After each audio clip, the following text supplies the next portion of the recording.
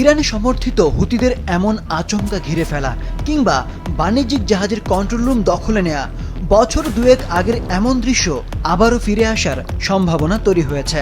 হুতি বিদ্রোহীদের সাথে সৌদি আরবের সংঘাত উপসাগরীয় অঞ্চলের উত্তেজনাকে আরও বাড়িয়ে তুলেছে, যে কারণে অচলাবস্থা তৈরি হতে পারে সুয়েজ খালেও, বলছেন বিশ্লেষকরা।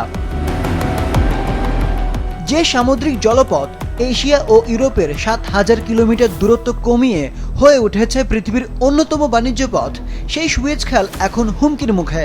মিশরের দামিয়াত্তা বন্দরে ড্রোন হামলায় যুক্তরাষ্ট্রের দুটি গ্যাস ট্যাঙ্কার ক্ষতিগ্রস্ত হওয়ার পর থেকেই এই আশঙ্কা তৈরি হয়েছে। হরমুজ প্রণালীতে সংকটের দিনগুলোতে জ্বালানি পণ্য রপ্তানির জন্য লোহিত সাগর দিয়ে নিরাপদ রুট হিসেবে সুয়েজ খালকেই বেছে নিয়েছিল Saudi Arab.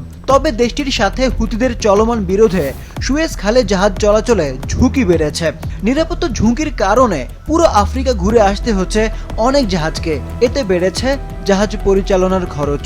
The Suez Canal is one of the most important waterways in the world, connecting the east and the west. It's about 190 miles long, 200 to 300 meters wide, very narrow, but it shortens the distance between Asia and Europe by about 6,000 miles. So it makes a huge difference in terms of transporting goods both east and west.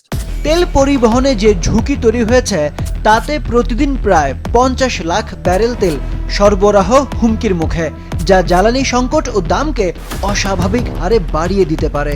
মিশরের রাজস্ব আয়ের বড় খাত এই Suez খাল। এই প্রতিকূলতায় রাজস্ব আয় থেকে বঞ্চিত হওয়ার সংখ্যায় এই দেশটি।